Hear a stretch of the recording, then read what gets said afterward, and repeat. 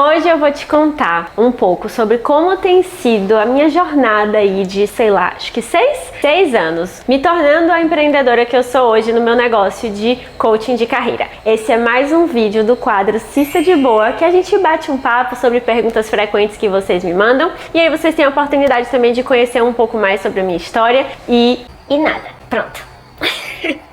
Vamos lá. Bom, quando eu optei por atuar com coaching de carreira, e eu já contei isso em outro vídeo, eu não escolhi pelo empreendedorismo em si. Eu sei que tem muitas pessoas que têm um perfil de empreender e tem vídeos sobre isso aqui nesse canal, mas não foi essa a minha motivação, né? Eu tinha descoberto ali um interesse muito grande, eu tinha visualizado uma oportunidade de mercado e a consequência disso é que eu teria que ser uma empreendedora para exercer esse tipo de trabalho. Eu acho, inclusive, que com a cabeça que eu tinha há 6 anos atrás, se alguém me oferecesse um emprego que eu pudesse fazer aquilo que eu queria fazer, eu ia preferir do que ter o meu próprio negócio, né? Óbvio que eu ia me arrepender depois, mas o que aconteceu no meu caso é que eu fui me desenvolvendo como empreendedora. Eu percebi que aquele trabalho que eu queria exercer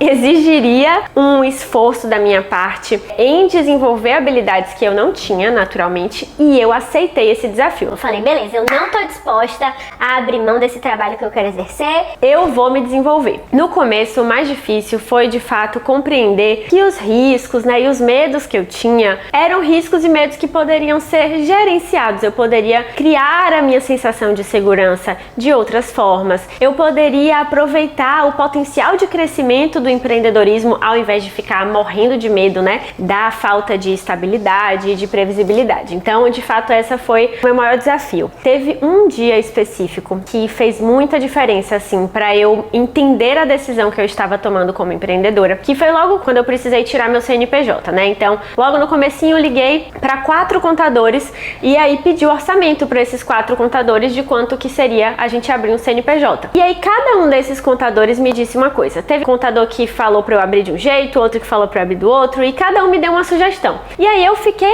estressada, eu falei, meu Deus, como assim? Cada um me diz uma coisa, né? Que bagunça é essa? E eu liguei para meu pai. Para quem não sabe, meu pai é empresário há 30 anos. E aí o meu pai falou, olha, se você vai se estressar com isso, já cancela, tá? Vai arranjar um emprego, vai voltar para o tipo de trabalho que você tinha antes, porque isso aqui não é nada. Isso aqui que você tá estressada com esse problema, isso aqui não é nada. A sua vida como empreendedora vai ser disso aí todo dia. Se você quiser resolver esse tipo de problema todo dia e dar risada no caminho e curtir o processo, então você continua. Mas se isso aqui já tá te estressando a esse ponto, aí você volta pro tipo de trabalho que você tinha antes e esquece o assunto. E aí então eu entendi como é que seria essa minha nova rotina, né, com um modelo de trabalho completamente diferente. Um desafio que eu não tive e que muitas pessoas têm é em relação à disciplina e produtividade. Logo quando eu comecei a trabalhar para mim, eu trabalhava 8 horas por dia, sentadinha na mesa da minha casa, fazia os meus horários da forma que era mais legal para mim, com bastante flexibilidade. Então fazia atividade física,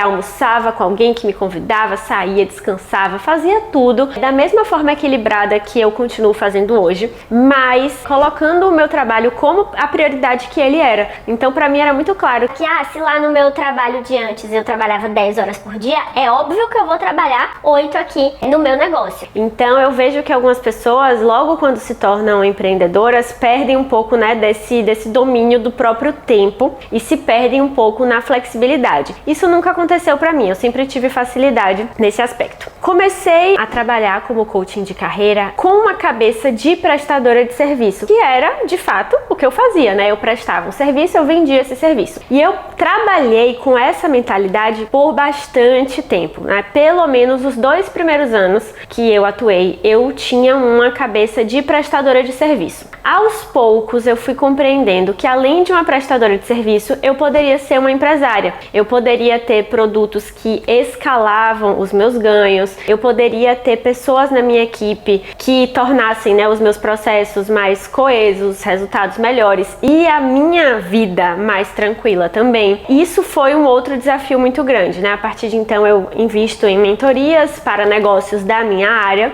e tento aprimorar isso em mim. Eu não me vejo ainda como uma empreendedora absolutamente referência. De todas as minhas características, eu não acho que é o que eu tenho de mais forte. Mas só de olhar para a empreendedora que eu era 6 anos atrás, eu fico impressionada e muito orgulhosa de mim mesma. E aí eu penso que daqui a 6 anos eu vou ser uma empreendedora muito mais capaz, né? Hoje, por exemplo, eu tenho 4 pessoas na minha equipe e eu faço a gestão dessas 4 pessoas. Ainda tenho muito a melhorar como líder. Não é a minha zona de conforto, mas eu estou disposta, né, a melhorar. Em relação àqueles meus medos, né, de estabilidade, de insegurança, eu fui buscando outras formas de me sentir segura, até porque no trabalho que eu tinha antes, eu me achava super segura. Até o dia que eu fui demitida, né? Então, assim, será que eu tinha alguma segurança lá? Não, não tinha. É óbvio que eu tive, né? Sei lá, seguro-desemprego, FGTS. Existe ali alguma previsibilidade em torno do trabalho CLT, mas a minha demissão fez eu perceber que não era tão estável assim. Então, a minha análise na época foi, bom, já que não é estável, então eu vou fazer o que eu quero e buscar outra forma de me sentir mais segura. Hoje, a minha estratégia, assim, de médio e longo prazo para minha vida pessoal é alcançar a minha estabilidade pelo patrimônio financeiro que eu vou montar para mim e para minha família, né? Não necessariamente uma estabilidade que vai vir de uma garantia de alguém ou de uma promessa de uma empresa que vai me fornecer estabilidade, mas que eu vou criar isso na minha vida, tá? Então, assim que eu me sinto hoje. Uma outra coisa interessante é que nessa primeira fase, né, que eu falei que eu me via como uma prestadora de serviço,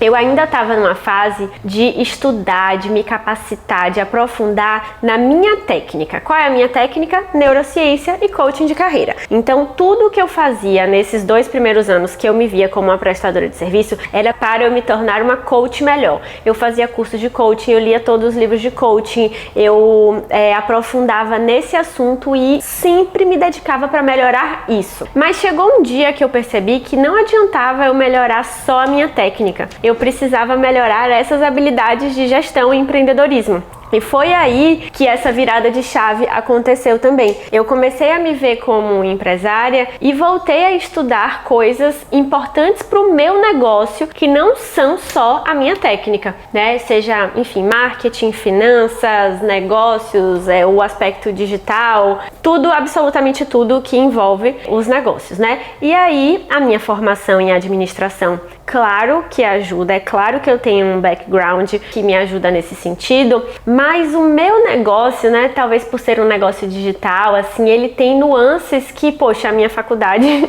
não tinha a menor condição de me passar naquela época. Então, é como se fosse assim, o meu conhecimento de administração é um plano de fundo legal, mas que hoje eu preciso me desenvolver tanto na minha técnica de coaching de carreira, quanto estudar sempre e me atualizar sempre da parte de negócios, né, que é importante para o meu negócio. É importante destacar também que a minha transição para o empreendedorismo aconteceu numa fase da minha vida em que, digamos, as coisas podiam dar errado, sabe? Então, os meus medos eram mais medos de projeção de futuro. E se um dia eu me arrepender? E se lá no futuro eu não conseguir? Eu não tinha, por exemplo, uma família que dependesse de mim. Eu era super nova, né? Então, os meus medos eram limitados até certo ponto. Eu não tinha grandíssimos riscos. Eu não posso dizer aqui que eu corri os maiores riscos e que eu coloquei tudo em jogo na minha vida, porque nem tinha tanta coisa assim para colocar em jogo. Então eu acho que isso também muda, né, de experiência de empreendedor para empreendedor. Depende do contexto da sua vida. E uma coisa que eu fui aprendendo sobre mim é que é muito importante a gente focar no que a gente ganha e a gente desapegar do que a gente perde, né? Então, em todo esse processo que eu abri mão da estabilidade que eu imaginava e dos sonhos que eu tinha, do futuro que eu imaginava para mim, eu fui também me apaixonando pela vida que eu estava criando. Antes, se você falasse para Cissa de antes que, sei lá, flexibilidade era um item essencial para ela, eu acho que eu não ia concordar, porque eu era feliz numa rotina de escritório, com horários fixos, com diretrizes claras, com muita previsibilidade de rotina, com um nível de cobrança ali, né, em termos geográficos e de tempo. Eu tinha que estar lá de segunda a sexta, de tal hora até tal hora. Eu era feliz naquela rotina. Então, talvez se você falasse falasse pra mim, nossa, liberdade geográfica é muito importante pra você, liberdade de tempo é muito importante pra você, eu acho que eu ia falar, não, eu tô bem aqui. Mas hoje que eu tenho isso, eu aprendi a me apaixonar pelo lado bom de empreender e desapegar um pouco do lado ruim, né, das dificuldades, dos desafios, que em qualquer trabalho eu teria um problema. O meu negócio, especificamente, é um negócio que usa as redes sociais como principal forma, assim, né, de atuação. Então as redes sociais não são um mecanismo de divulgação, não, boa parte do meu trabalho se concentra sim em redes sociais. Isso, ao meu ver, é um fator que gera um pouco mais de ansiedade, tá? E eu tento lidar com isso da melhor forma possível, mas só quem trabalha com redes sociais consegue compreender, assim, algumas nuances diferentes de ter elas, né, como principal forma de trabalho. Mas um dia desses até me perguntaram, nossa, isso é muito pesado trabalhar com redes sociais? Sei lá, ter que aparecer quando não tá necessariamente com vontade, ou ter ali os números, os algoritmos, essa pressão, isso é muito difícil. E aí eu falei assim pra pessoa, eu falei, qualquer trabalho que eu tivesse, ia ter um problema, não ia? Pronto, esse é o problema do meu atual trabalho. Eu lido com esse problema porque todos os pontos positivos que eu tiro do meu trabalho superam muito isso. Então eu tenho plena consciência de que é só um aspecto para aprender a lidar e aceitar a realidade como ela é. Veio no pacote, né, da minha escolha. Eu acho que é isso, esse é um pouco da minha experiência. Estranho, né? Bom, então essa é uma partezinha da minha experiência como empreendedora até aqui. Se você tiver mais curiosidades, quiser que eu aprofunde em alguma dessas partes, escreve aqui embaixo nos comentários. Eu vou ficar muito feliz em compartilhar se fizer sentido pra você. Espero que você tenha gostado. Um beijo e até o próximo vídeo. Tchau!